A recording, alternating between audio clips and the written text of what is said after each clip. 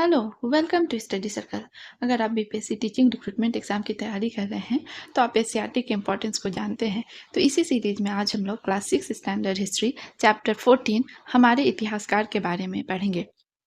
तो अगर आप इस चैनल में नए हैं तो चैनल को ज़रूर से ज़रूर सब्सक्राइब कर लीजिए और वीडियो पसंद आता है तो इसे लाइक करें, शेयर करें और अपने सुझाव जो है कमेंट में ज़रूर लिखें। तो इस चैप्टर के जो भी इंपॉर्टेंट पॉइंट्स हैं उसको हम लोग पढ़ेंगे। तो इस चैप्टर में क्या खास बात है कि बिहार के जो दो महान इतिहासकार हैं के पी जायसवाल और ए.एस. आलतेकर के बारे में पढ़ेंगे। के.पी. जायसवाल यानी कि काशी प्रसाद जायसवाल, जिनका जन्म 1882 में हुआ था और उनकी मृत्यु 1937 में हुई थी। तो काशी प्रसाद जायसवाल मिर्जापुर जो है उत्तर प्रदेश के निवासी थे, लेकिन इनकी कर्मभूमि पटना थी। ये पेशे से तो अधिवक्ता या वकील थे, लेकिन इनकी ख्याति भारतीय इतिहास एवं संस्कृति के महान विद्वान के रूप में ज़्यादा हुई। हिंदू राजतंत्र, प्राचीन भारतीय राजतंत्र पर इनके विचारों लेखों एवं पुस्तकों ने इतिहास लेखन में क्रांति ला दी। कई पुराने विचार समाप्त हो गए। प्रसाद जायसवाल की आर्थिक स्थिति बचपन में अच्छी नहीं थी। इनकी प्रारंभिक शिक्षा इनके घर पर ही लंदन मिशन, जो कि आजकल बाबूलाल जायसवाल हाई स्कूल में हुई थी, और इनके व्यक्तित्व पर भारतीय स्वाधीनता संग्राम का जो है जबरदस्त प्रभाव पड़ा। इनका मन पैतृक व्यवसाय में नहीं लगा, तब इन्होंने 25 वर्ष की आयु में इंग्लैंड जाकर पढ़ने की इच्छा व्यक्त की। इन्होंने ऑक्सफोर्ड विश्वविद्यालय से इतिहास में एमए की डिग्री हासिल की और अगले वर्ष जो है वो बैरिस्ट्री भी पास की। लंदन में ही जो इनका संपर्क श्यामजी कृष्ण वर्मा, लाला हरदयाल और सावरकर आदि से हुआ। 1910 ईस्वी में ये स्वदेश लौटकर कलकत्ता में इन्होंने वकालत शुरू किया और आगे चलकर कलकत्ता विश्वविद्यालय में जो इतिहास पढ़ाने लगे। परंतु क्रांतिकारी विचारों के कारण इन्होंने सरकार ने पदत्याग करने के लिए बाध्य कर दिया। फिर 1919 में इनसे पटना विश्वविद्यालय द्वारा भारतीय पुरातत्व एवं संस्कृति विभाग का रीडर बनने का आग्रह किया गया। अत्यंत पारिवारिक आवश्यकताओं एवं सरकार की गलत नीतियों के कारण उन्हें विश्वविद्यालय छोड़कर वकालत से ही अपनी जीविका चलानी पड़ी। ये हिंदू कानून के जो है मर्मज्ञ थे एवं आयकर के विशेषज्ञ वकील थे। अपनी सारी व्यस्तताओं के बावजूद प्राचीन भारतीय इतिहास पर शोध कार्य करते रहे और जायसवाल साहब पुरालिपि और प्राचीन मुद्रा के ज्ञाता थे। वे अपनी जेब में अनपढ़ा प्राचीन सिक्का भी रखते थे ताकि फुर्सत के क्षण में इसे पढ़ा जा सके। मनु और याज्ञवल्क्य स्मृति पर कई शोध कार्य करके इन्होंने हिंदू कानून पर मर्मज्ञता हासिल की। तो क्या थे कि इसमें खास बात कि जायसवाल साहब जो थे ये पूरा लिपि और प्राचीन मुद्रा के ज्ञाता थे और ये अपनी जेब में अनपढ़ा प्राचीन सिक्का यानी कि जो अनडेसिफर्ड था, जिसको पढ़ा नहीं किया जा सका था, वो सिक्का भी रखते थे ताकि फुर्सत के क्षण में इसे पढ़ा जा सके। जायसवाल साहब Bihar and Orissa research society के संस्थापक सदस्य थे और इस संस्था द्वारा प्रकाशित शोध पत्र के जो है आजीवन संपादक भी रहे। पटना संग्रहालय की स्थापना भी इन्हीं के प्रयासों का परिणाम है और इस संग्रहालय का भवन जो है मुगल राजपूत कला का सुंदर उदाहरण है।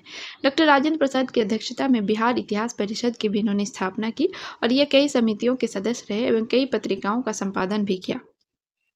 वे काफ़ी निर्भीक और मिलनसार व्यक्ति थे और इनके साथ राहुल संकृत्यान, रविंद्रनाथ टैगोर एवं रामधारी सिंह दिनकर के जो है काफ़ी नज़दीकी संबंध थे। ये कई सम्मेलनों एवं संस्थाओं के जो है सदस्य एवं अध्यक्ष रहे। 1924 में जो है इनकी पुस्तक जो थे हिंदू पॉलिटी प्रकाशित हुई। तो हिंदू पॉलिटी जो फेमस बुक है, तो ये किसके द्वारा लिखी गई है? के.पी. जायसवाल के द्वारा। और ये कब प्रकाशित हुई? 1924 में। और इस पुस्तक ने जो है भारतीय इतिहास को देखने का नज़रिया में जो है क्रांतिकारी परिवर्तन लाया। इन्होंने भारत के गौरवशाली अतीत को उजागर करते हुए साबित किया कि भारत में जो है प्रजातांत्रिक व्यवस्था उत्तर वैदिक काल से ही थी। इन्होंने अकाट्य तर्क दिया कि प्राचीन भारत में जो है निरंकुश राजतंत्र नहीं था, बल्कि संवैधानिक एवं उत्तरदायी राजतंत्र था। इस पुस्तक के दो भाग हैं। प्रथम भाग में प्रजातंत्र का विवरण है और दूसरे भाग में जो है राजतंत्र का विवरण है। तो इसमें क्या इंपॉर्टेंट है कि जो हिंदू पॉलिटी बुक है उसमें ये दो पार्ट में है। पहले पार्ट में प्रजातंत्र का विवरण है और दूसरे पार्ट में राजतंत्र का विवरण है। के.पी. जायसवाल की दूसरी पुस्तक जो है हिस्ट्री ऑफ इंडिया, जिसमें 150 ईस्वी से 350 ईस्वी तक की जो है टाइम के बीच का इतिहास है और इसमें ये 1930 में प्रकाशित हुई। इस पुस्तक में कुषाण साम्राज्य के अंत और गुप्त साम्राज्य के बीच की अवधि पर प्रकाश डाला गया और इन्होंने साहित्यिक ग्रंथ, अभिलेख एवं सिक्कों के आधार पर गुप्त साम्राज्य के पूर्व नाग एवं वाकाटकों के इतिहास पर प्रकाश डाला। 1934 में प्रकाशित an imperial history of India के माध्यम से इन्होंने नेपाल के इतिहास पर भी प्रकाश डाला। मुद्रा शास्त्र पर भी इन्होंने कई शोध कार्य किए और हिस्ट्री ऑफ इंडिया में इन्होंने गंगा घाटी की बहुत सी मुद्राओं का विवेचन किया है। इन्होंने कुछ मुद्राओं का संबंध मौर्यों के साथ स्थापित कर नए विचार का प्रतिपादन किया, जो आज भी आलोचनाओं के बावजूद मान्य है। अभिलेखों के अध्ययन में जायसवाल साहब का सबसे महत्वपूर्ण कार्य खारवेल के अभिलेख संबंधी विवाद को सुलझाना है। इनके अतिरिक्त इन्होंने अशोक के अभिलेख एवं राजरोहन की तिथि, ब्राह्मी लिपि की उत्पत्ति तथा भुवनेश्वर मंदिर के अभिलेखों का संपादन, अयोध्या के शुंग अभिलेख, समुद्रगुप्त का प्रयाग प्रशस्ति अभिलेख, मुहरों का अध्ययन तथा अनेक अभिलेखों का तिथि क्रम के अनुसार उसकी व्याख्या प्रस्तुत कर इतिहास लेखन को सुगम बनाया। डॉक्टर जायसवाल परंपरावादी इतिहासकार नहीं थे और इनके अंदर पाश्चात्य इतिहासकारों की तरह वैज्ञानिक दृष्टि थी। इनके इतिहास लेखन में अधिवक्ता की पद्धति हावी थी और ये ऐतिहासिक घटनाओं के सभी पक्षों एवं कारणों की समीक्षा के पश्चात ही किसी निष्कर्ष पर पहुंचते थे। इन्होंने स्मिथ के विचारों का खंडन साक्ष्यों के संतुलित उपयोग के आधार पर किया और ये इतिहास लेखन में स्रोतों के तुलनात्मक अध्ययन के पश्चात ही किसी अंतिम निष्कर्ष पर पहुंचते थे। काशी प्रसाद जायसवाल के इतिहास लेखन में हिंदू विचार, दर्शन, धर्म, शासन, गणराज्य एवं सामाजिक व्यवस्था को महत्वपूर्ण स्थान दिया गया। इनके इतिहास लेखन में मौलिकता और राष्ट्रीय स्वाभिमान की भी झलक मिलती है, जो भारतीयों को सदैव गौरवान्वित करता रहेगा। इन्होंने विपरीत परिस्थिति, जिसमें परतंत्र भारत में जितना कार्य इतिहास लेखन के क्षेत्र में किया, वो अत्यंत ही सराहनीय है। अब हम लोग आगे पढ़ेंगे डॉक्टर अनंत सदाशिव अल्तिकर के बारे में। डॉक्टर अनंत सदाशिव अल्तेकर जो थे एक महान पुरातत्वविद यानी कि आर्कियोलॉजिस्ट थे एवं इतिहासकार थे। पटना विश्वविद्यालय में प्राचीन भारतीय इतिहास एवं पुरातत्व विभाग के खुलने पर इन्होंने संस्थापक अध्यक्ष के रूप में अपना योगदान दिया। ये काशी प्रसाद जायसवाल शोध संस्थान के संस्थापक निदेशक एवं राष्ट्रभाषा परिषद के सदस्य भी थे। डॉक्टर अल्तेकर ने पटना विश्वविद्यालय में योगदान के पूर्व बनारस हिंदू विश्वविद्यालय में पुरातत्व, मुद्रा शास्त्र एवं सांस्कृतिक उत्थान के लिए प्रशंसनीय कार्य किए। इन्होंने वैशाली के ऐतिहासिक महत्व को उजागर करने के लिए वैशाली का अंधकार युग पर जो है अपना शोध प्रस्तुत किया। इसने वैशाली की खुदाई कर क्या था कि भगवान बुद्ध के शरीरावशेष स्तूप को दुनिया के सामने लाया और अल्तेकर द्वारा किए गए कार्यों का जो है ऐतिहासिक महत्व बढ़ गया। बिहार के राज्यपाल आर दिवाकर द्वारा संपादित पुस्तक बिहार थ्रू द एजेज के प्रकाशन में डॉक्टर अल्तेकर का महत्वपूर्ण योगदान रहा। तो बिहार के जो राज्यपाल थे उस टाइम आर दिवाकर, उन्होंने एक बुक संपादित किया था, उनका नाम क्या था, बिहार थ्रू द एजेज, और इनके संपादन और प्रकाशन में डॉक्टर अल्तेकर का महत्वपूर्ण योगदान रहा। और यह पुस्तक जो है वो बिहार की गरिमा को रेखांकित करने में काफ़ी सफल रहा। डॉक्टर अल्तेकर बिहार सरकार के अनुरोध पर बिहार का संपूर्ण इतिहास लिखने की योजना बना रहे थे कि इनका असामयिक निधन हो गया। इनकी योजना को बाद के इतिहासकारों ने पूरा किया। डॉक्टर अल्तेकर पटना विश्वविद्यालय से अवकाश ग्रहण करने के बाद केपी जायसवाल शोध संस्थान के जो है पूर्णकालिक निदेशक बने और जीवन पर्यंत रहे। डॉक्टर अल्तेकर जो है न्यूमिस्मैटिक सोसाइटी सहित कई संस्थाओं के अध्यक्ष एवं सदस्य रहे और कई पत्र पत्रिकाओं का संपादन भी किया। डॉक्टर योगेंद्र मिश्र ने जो है अपना शोध ग्रंथ an early history of Vaishali जो है उन्हीं को समर्पित किया और न्यूमिस्मैटिक सोसाइटी ने तो अपना भवन का नाम ही अल्तेकर भवन रखा है। डॉक्टर अल्तेकर जो है छात्र जीवन से ही प्रतिभा संपन्न एवं अत्यंत मेधावी थे और इन्होंने बम्बई विश्वविद्यालय से संस्कृत में चांसलर मेडल प्राप्त किया था एवं LLB के लिए लॉरेंस जॉकिंस स्कॉलरशिप भी प्राप्त किया था।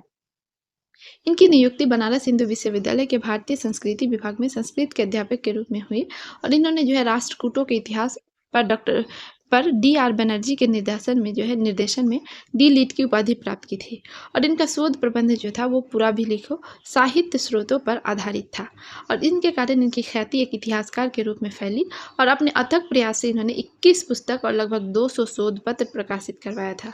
मुद्रा शास्त्र में जो इनकी रुचि एवं विशेषज्ञता ने पटना विश्वविद्यालय के गुप्तकालीन स्वर्ण मुद्राओं से समृद्ध किया और स्वतंत्रता के पूर्व इनकी कई पुस्तकें जो है प्रकाशित हो चुकी थी। बिहार राष्ट्रभाषा परिषद ने उन्हें उनकी पुस्तक प्राचीन भारतीय शासन पद्धति के लिए 1000 मुद्रा का पुरस्कार प्रदान किया। तो कौन सी पुस्तक थी वो? प्राचीन भारतीय शासन पद्धति। और पुरस्कार ग्रहण करते वक्त इन्होंने कहा था कि मैंने राष्ट्रभाषा समझकर हिंदी की सेवा की है, आर्थिक लाभ के लिए नहीं। राष्ट्रभाषा हिंदी के प्रति इनमें जो है अगाध प्रेम था। इन्होंने जो है 1954 में अमेरिका में अतिथि व्याख्याता के रूप में बुलाया गया और इसी वर्ष भारतीय संस्कृति पर व्याख्यान देने वे वेस्ट इंडीज भी गए। डॉक्टर अल्तेकर इतिहास लेखन में किसी बात से नहीं बंधे हुए थे। ये प्रत्येक क्षण व्यस्त रहने में विश्वास करते थे, जिसके कारण इन्हें हड़बड़िया भी कहा गया। और इनका मानना था कि जब किसी पुस्तक की पांडुलिपि तैयार हो जाए तो इसे प्रकाशित कर देना चाहिए और इन्हें संवारने का कार्य जो है नए शोध प्रज्ञों पर जो है छोड़ देना चाहिए। अल्तेकर के शोध का आधार जो है मूलतः साहित्यिक स्रोत था, लेकिन ये पुराभिलेखों एवं मुद्रा शास्त्र के भी ज्ञाता थे और पुरातत्व के क्षेत्र में इन्होंने बिहार में सर्वाधिक कार्य किया अल्तिकर रूढ़िवादी नहीं थे। नारियों के प्रति जो है इनका दृष्टिकोण उदार था और नारियों की दशा पर उनके रचित पुस्तक से ये साफ पता चलता है। इनके गांव में घटित सती की घटना ने जो है इन्हें काफ़ी प्रेरित किया था और इन्होंने इलाहाबाद के लीडर पत्र में एक लेख छपवाया जिसमें यह साबित किया गया कि वेद पढ़ने का अधिकार जो है स्त्रियों और शूद्रों को भी है। और ये लेख उसी समय प्रकाशित हुआ जब एक शूद्र लड़की बीएचयू के प्राच्य विभाग में अध्ययन करना चाहती थी और इस कारण इस लेख की चर्चा जो है काशी में खूब हुई। डॉक्टर अल्तिकर जो है ने पंडित राहुल संकृत्यान द्वारा संग्रहित पांडुलिपियों के प्रकाशन के लिए काफ़ी मेहनत किया और इस कार्य में इन्होंने बलदेव मिश्र का जो है अपेक्षित सहयोग मिला।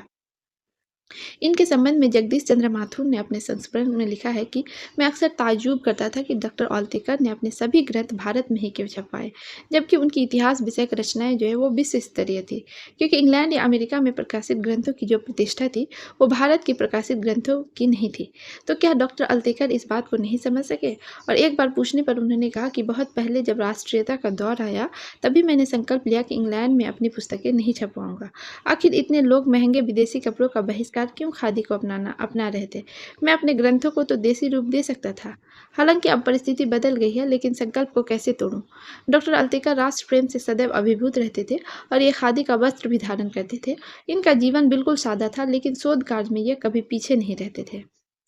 तो ये जो चैप्टर है बहुत छोटा सा चैप्टर था और इसमें 2 इतिहासकारों के बारे में बताया गया। तो अगर आपको ये वीडियो अच्छा लगा तो हमारे वीडियो को लाइक करें, शेयर करें, कमेंट करें और हमारे चैनल को ज़रूर से ज़रूर सब्सक्राइब करें। तो वीडियो देखने के लिए बहुत बहुत धन्यवाद।